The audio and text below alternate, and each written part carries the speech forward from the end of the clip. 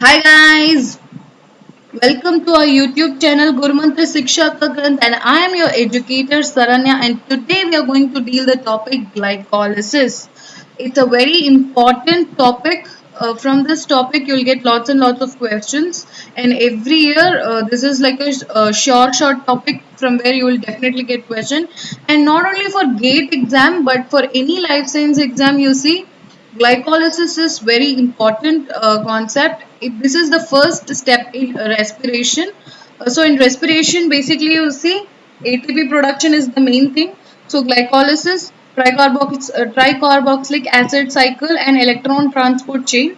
All these three steps will happen so that you will get ATP production.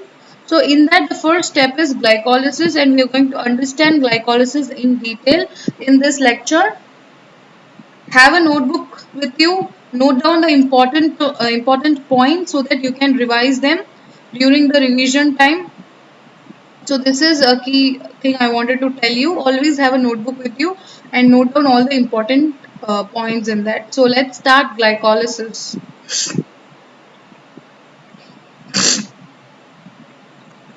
So glycolysis is the process in which one glucose molecule is broken down to form two molecules of pyruvic acid.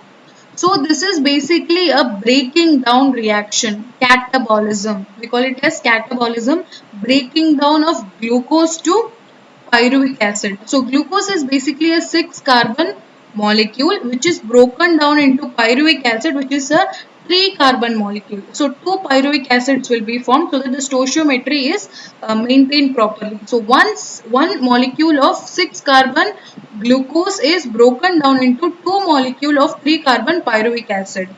So the glycolysis process is a multi-step reaction, okay? And this happens in cytoplasm. This is very important point. Note it down. Glycolysis happens in cytoplasm. This question has been asked before, and in every life science question this has been asked. So glycolysis happens in cytoplasm. The glycolytic pathway describes the oxidation of glucose to pyruvate. So what happens in glycolysis? Glucose is oxidized to pyruvate. Okay, so it is converted to pyruvate with the generation of ATP and NADH. So the final byproducts and important energy molecules which we get are ATP and NADH. It is also called as Embden-Meyerhof pathway. You have to note it down and remember this because sometime in the question they do not give you glycolysis and they give you Embden-Meyerhof pathway, then you should be able to recognize that this pathway is nothing else but glycolysis. So you'll have to remember the other names also. This is Embden-Meyerhof pathway. Note it down. So glycolysis is a universal pathway. Universal pathway means it will be happening in all the cells, all forms of cells, from prokaryotic cells to eukaryotic cells, fungi, everywhere, mammals, in us, every organism. This is common pathway because this is a pathway where the energy production starts.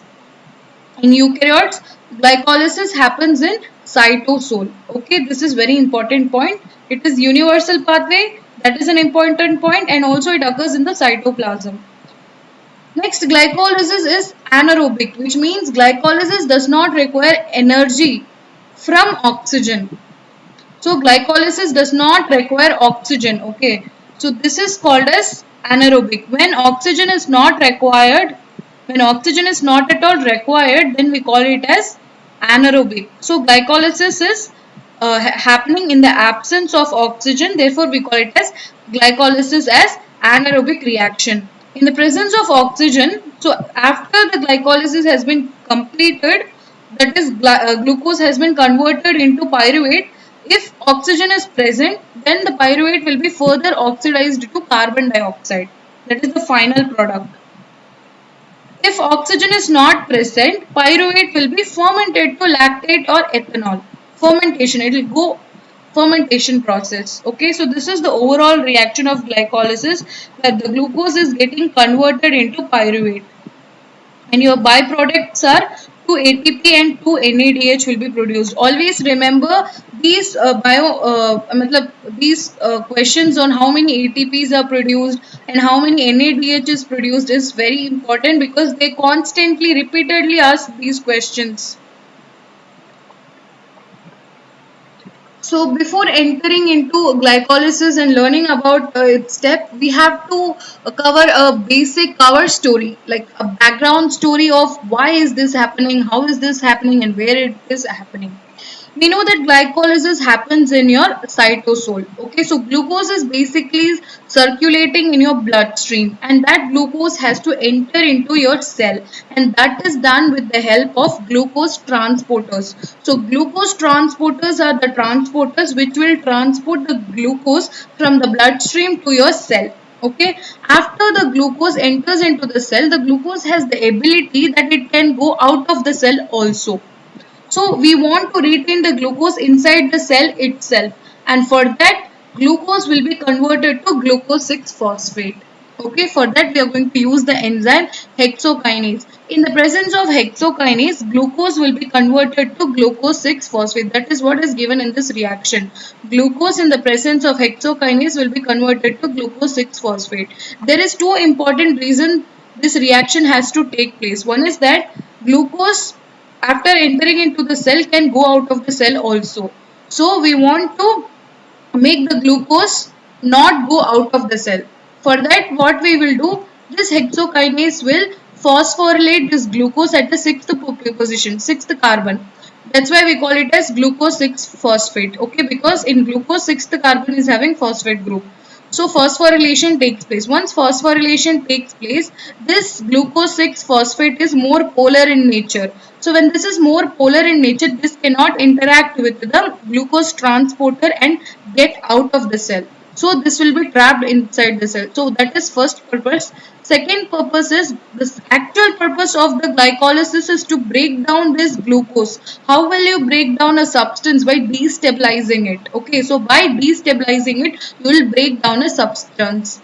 So to a molecule, if you add a phosphate group or if you add any charge, it will become little bit less stabilized. So it will be it will become little bit less stabilized. Destabilization happens here. So we want the destabilization to happen in each and every step so that we can convert this glucose into pyruvate molecule. So these are the two important reasons why this reaction of glucose to glucose 6 phosphate occurs. One is that glucose 6 phosphate does not go out of the cell. Second is that it is a destabilized molecule, which means it will further undergo many reactions to break down the glucose molecule. So that is the reason. Also, hexokinase uses ATP. Hexokinase does not simply add phosphate from nowhere. Okay, so it uses ATP molecule to add a phosphate to glucose 6 phosphate. So how does this ATP comes in the reaction? That is very interesting concept which you're going to see now. So this is the structure of hexokinase, which is having like a two lobes. Okay, so and this is the active site. You see this area is a gap. Okay, so water molecules will always be filled in this area.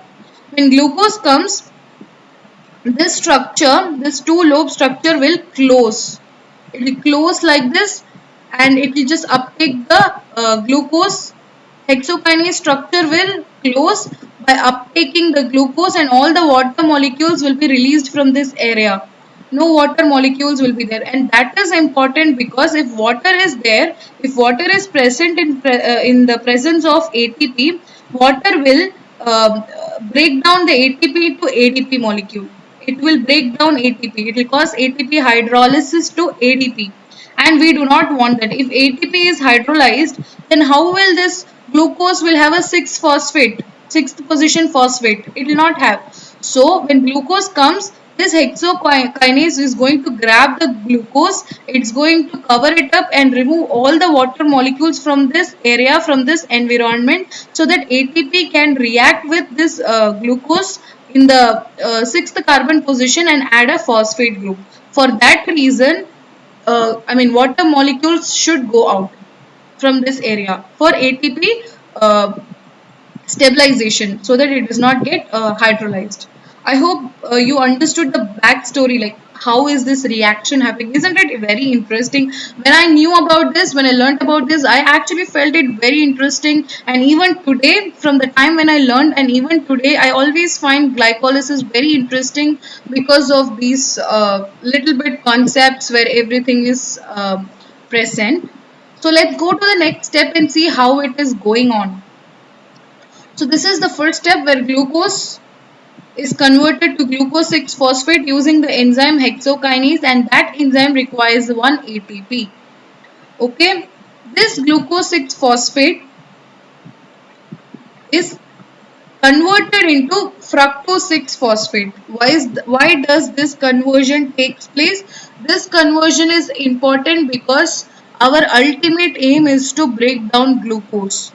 For breakdown of glucose, glucose 6 phosphate has to get converted to fructose 6 phosphate. I will tell you why. I'll tell you why in the next few steps. It's very interesting. So glucose has to be converted to glucose 6 phosphate, and after that it has to be converted to fructose 6 phosphate.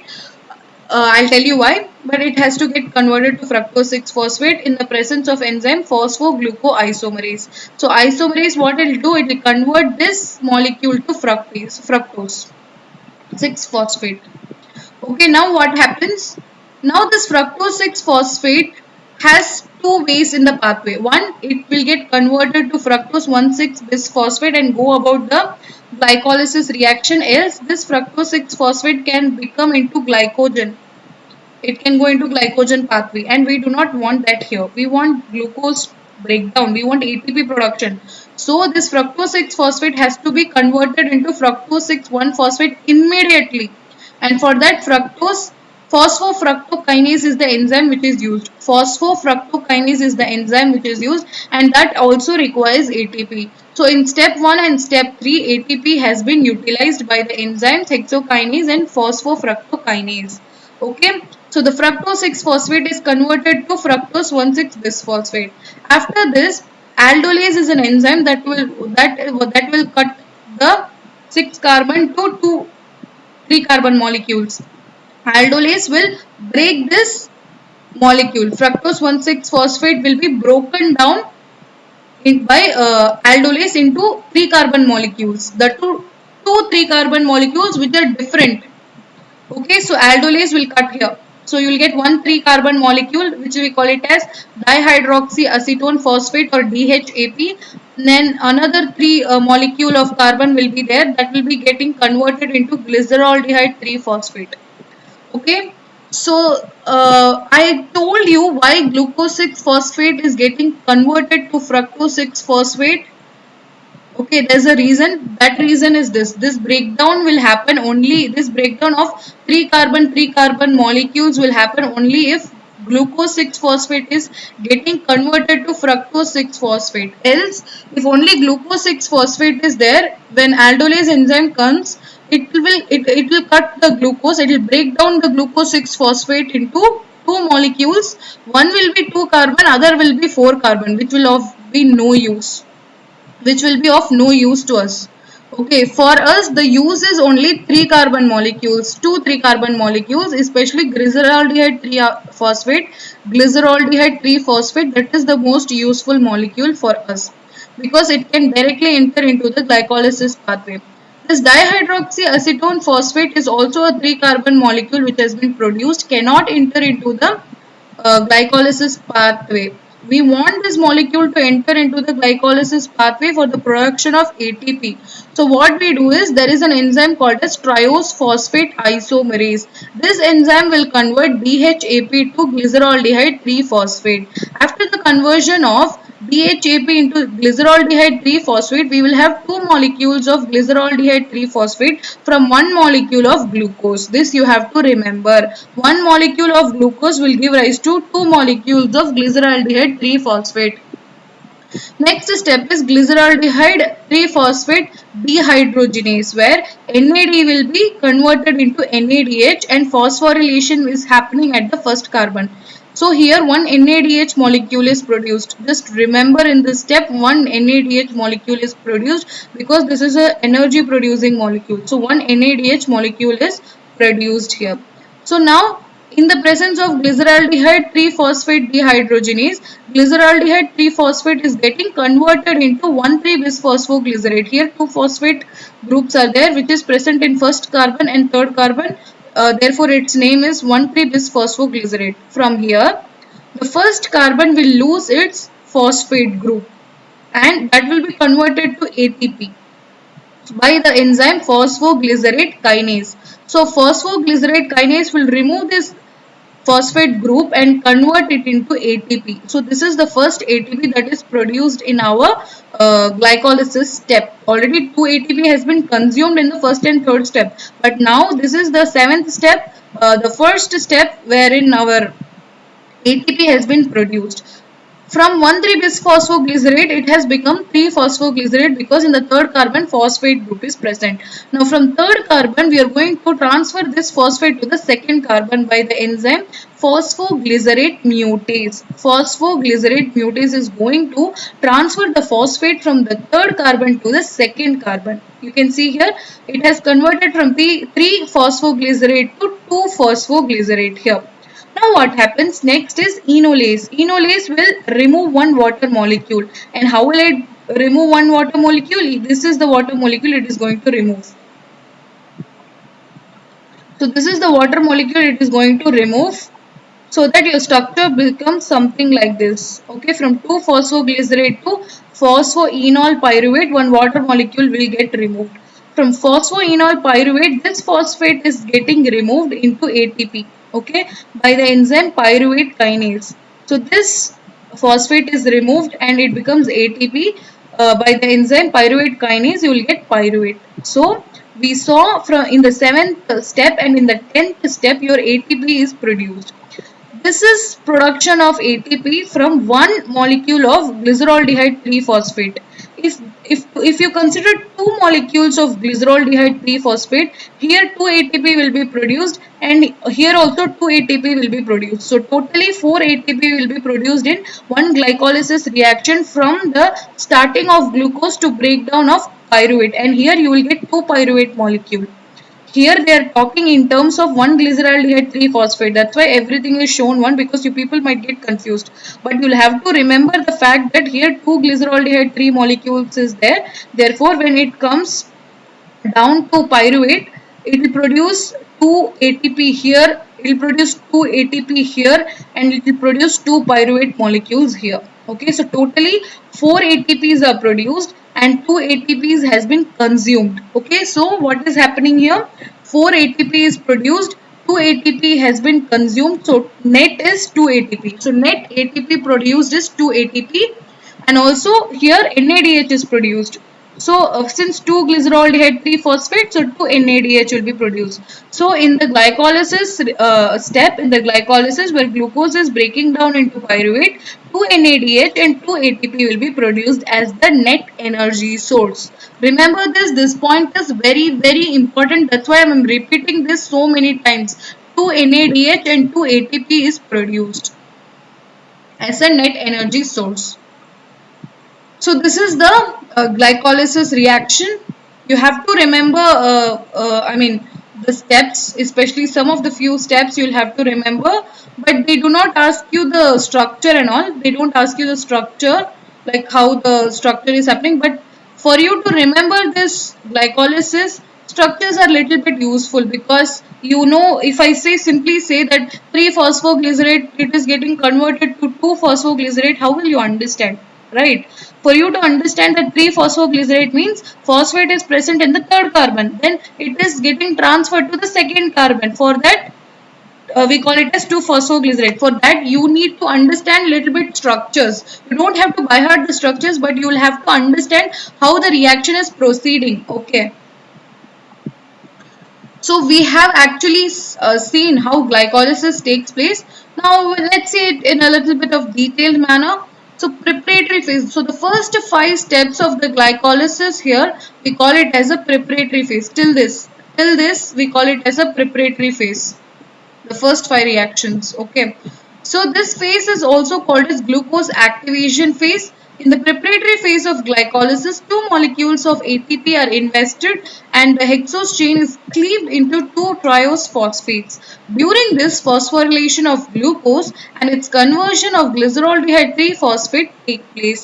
The steps 1, 2, 3, 4 and 5 together are called as preparatory phase. I've told you everything. I've told you everything in detail. So the first 5 steps is called as preparatory phase, and whenever hexokinase is used, whenever ATP is being hydrolyzed, magnesium ions is required. Okay,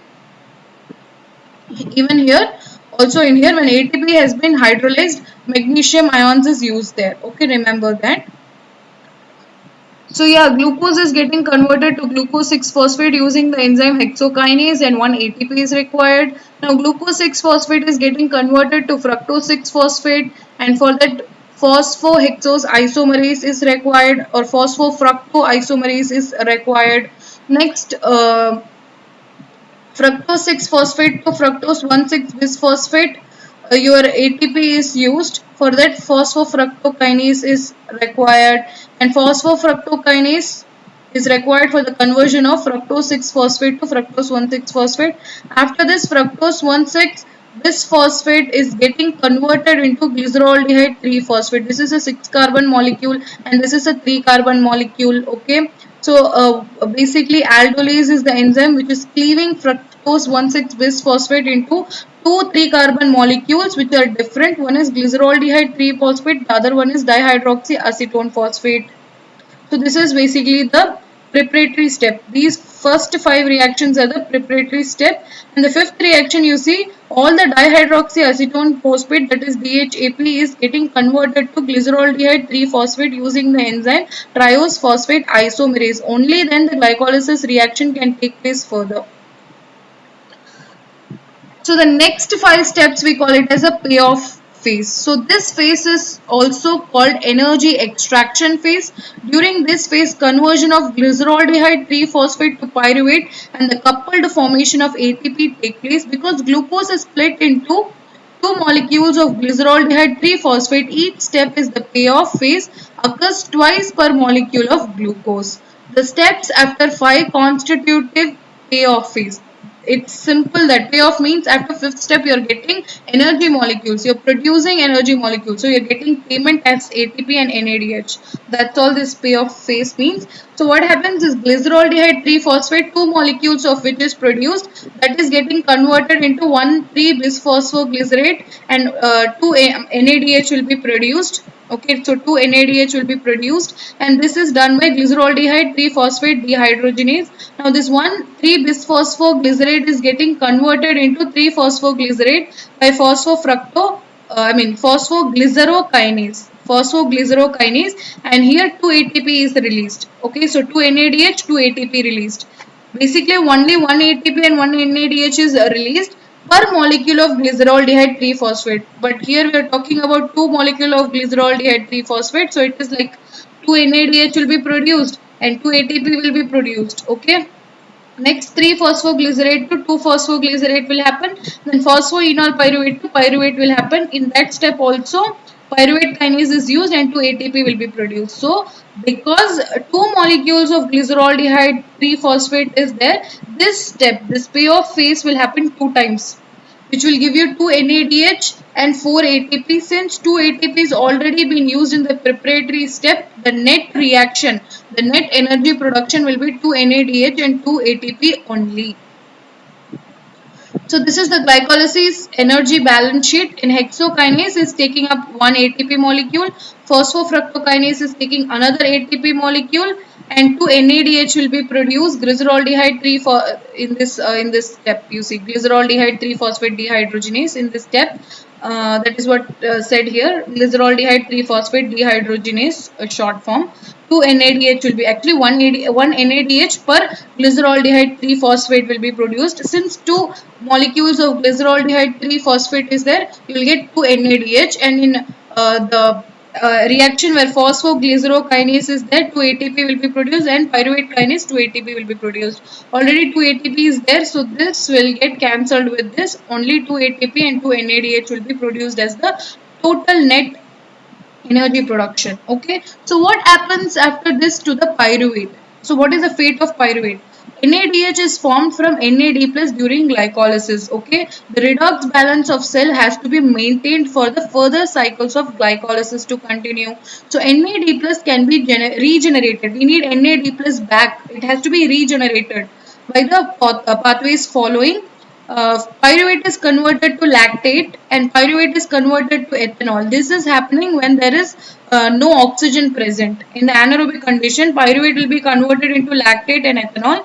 In the presence of oxygen, NAD plus is regenerated in the electron transport chain. So this NADH which is produced is the electron carrier that will go to the electron transport chain and it will produce NAD plus. So this NAD plus will be regenerated and it will be used in the glycolysis reaction. Pyruvate is converted to acetyl-CoA which enters the tricarboxylic acid cycle and gets completely oxidized to carbon dioxide. So this is the fate of pyruvate. So fate of pyruvate is nothing but it is getting converted to acetyl-CoA and it goes to the tricarboxylic acid cycle and it gets completely completely oxidized to carbon dioxide, and in that way your NAD plus will be regenerated in the electron transport chain. The other fate for pyruvate is that it can either get converted to lactate or it can get converted to ethanol in the absence of oxygen, means anaerobic condition. Next we are going to talk about is regulation of glycolysis. So regulation means activation and inactivation. Some steps are regulatory. I'll show you what are the steps that are regulatory here. The first step is the regulatory because it is a single directional step. Similarly, second step is also regulatory. Okay. And seventh step is regulatory. You have to know this. So the first step the enzyme used is hexokinase. For that the activator is AMP and ADP and the inhibitor is glucose 6-phosphate. And phosphofructokinase the activator is AMP, ADP and fructose 2,6-bisphosphate and the inhibitors are ATP and citrate. You just have to remember these because they'll definitely ask you these questions. Remember these points, very important. Pyruvate kinase, AMP and ADP and fructose 1,6-bisphosphate is the activator and the inhibitor is ATP and acetyl-CoA and alanine. You have to remember this. No other way. You have to by heart these activators and inhibitors. They'll definitely ask you these questions in the examination without any doubt. I hope you enjoyed the process of glycolysis as much as I enjoyed it while teaching you. So comment down below like how did you like this class about glycolysis. Like, share and subscribe to our YouTube channel Gurumantra. You can join our Telegram channel Gurumantra. You can join our Facebook page Gurumantra Siksha Ka Granth. You can visit our website www.gurumantra.in. For any further queries, you can mail us to tanejanehaofficial@gmail.com and you can contact us on 9351280000.